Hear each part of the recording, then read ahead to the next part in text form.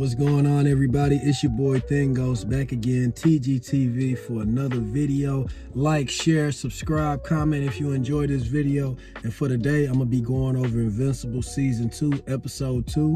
My last video, I went over episode 1, so this is just a follow-up to that. Now, with this episode, I can just go ahead and start off. I liked everything that I saw, but personally, I don't really like the pacing of the episode. Like, for some reason, it felt like it wasn't really paced that well. But it's kind of like it's weird to like critique the episode off something like that if you didn't mind none of the stuff that you saw. It's just, I just felt like it didn't flow as smoothly as like the last episode of other episodes of Invincible that I've seen. But you know, like I said, it's not a huge gripe because I enjoyed everything that I saw. And so pretty much we follow up in this episode, just getting to spend more time with everybody. It slows down a little bit. You know, we get moments with the Guardians of the Globe adjusting to I'm about to say Invincible, the Immortals' new leadership. We get the tables turn on my boy Rexplode, you know what I'm saying? Because Duplicate is getting her cheeks clapped by the Immortal in one of the other showers. Literally the same thing he did to Adam Eve, you know what I'm saying? So it looks like my boy Rex is about to start on his redemption arc. Something that I've been itching to see because I really like and enjoy the character. We get to see more with Invincible. You know, he's kind of struggling and dealing with the whole I don't want to turn into my father sort of thing, where he feels like he has to prove himself not only to the world but to everybody. You know, Cecil, you know, himself, like that he's not going to end up like his father. You can tell that that's something that he carries with him, and it causes him a lot of pain.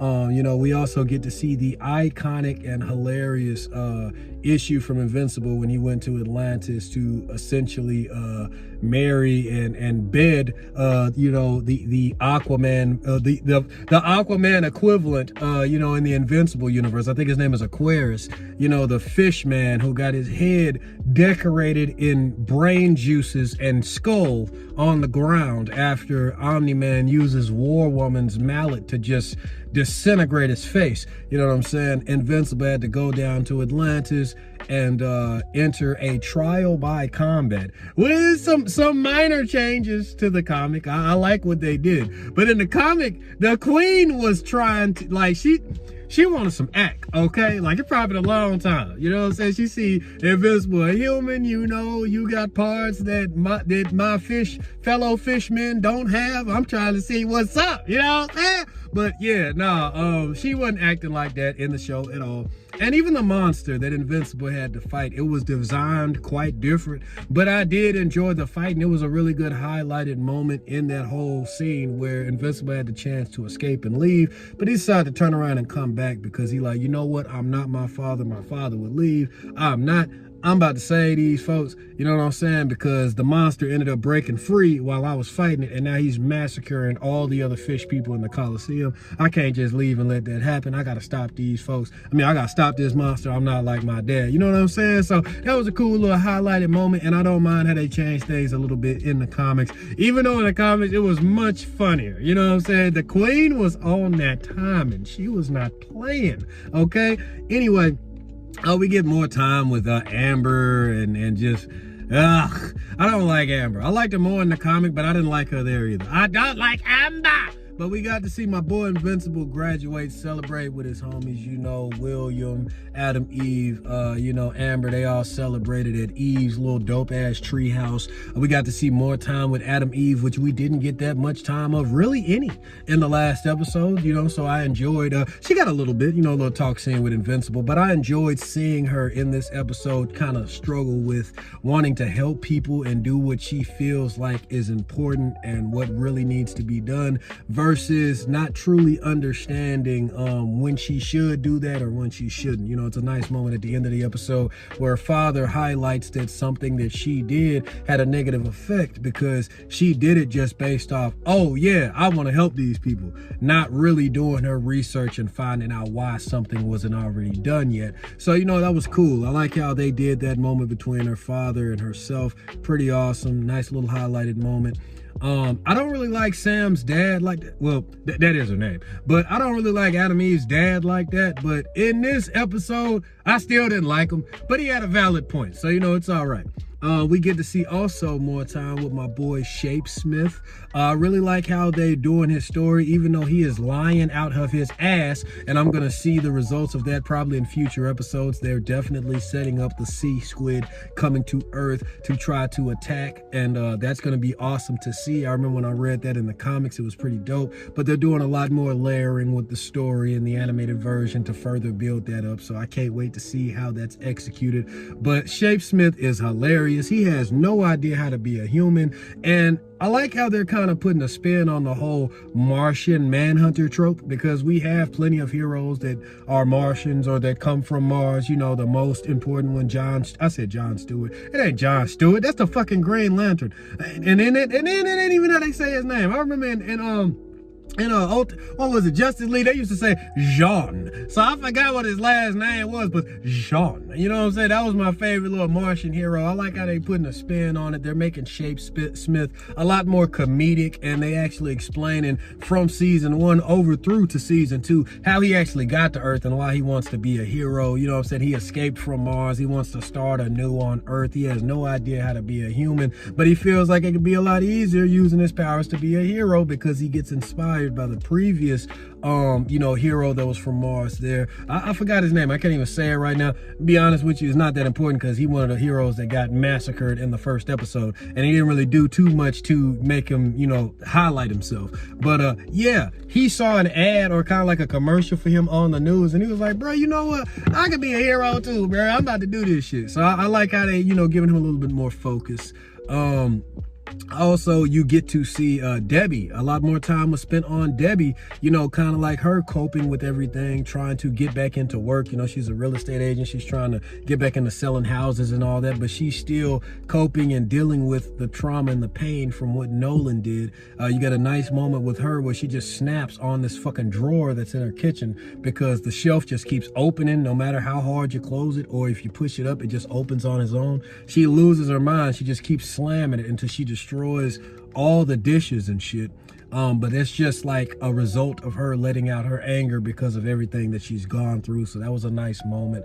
Invincible comes there, hugs her, calms her down. Pretty cool.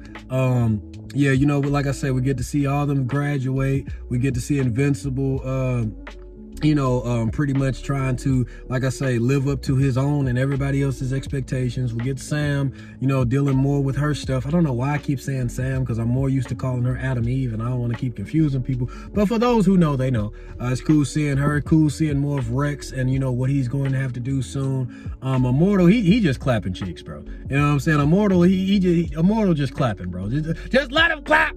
You know what I'm saying? We get to see more of the Lizard League. They are hilarious.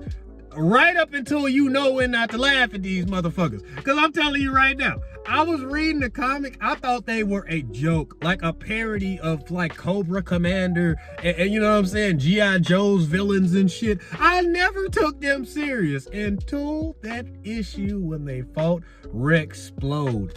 Damn, you know what I'm saying? So I appreciate the setup that they're doing with them, because fuck, I can't wait to see that episode. I know most people watching this video seen the episode already. Let me know in the comics, is it as good as I remember it being in the comics? Yeah, but I like how they're setting that up. Pretty awesome scene at the end of the episode where King Lizard just busted the fuck out of Supreme Lizard and took back over. You know what I'm saying? Also, the after credits scene showed more of Angstrom Levy. He was in the dimension that they showed off at the beginning of the first episode, talking to an imprisoned Invincible, trying to figure out how they eventually defeated him, because he wants to know how to defeat the Invincible from the universe that we follow. You know what I'm saying? So Angstrom Levy, the guy that destroyed his own head in the first episode, which I need to highlight. I'm glad that I got reminded of this by one of my loyal subscribers. But yeah, I like how they further developed the character of Angstrom Levy and actually highlighted that it's because of all the different multiple personalities or multiple brains that he has uploaded into his mind that he seems a little unstable. It's clear that he's not thinking straight and he doesn't really know what's what. He's smart enough to come up with these plans and these ideas and to do this, that, and the third, but you can tell he's not all there when it comes to why he ended up that way in the first place, and he blames it all on Invincible. So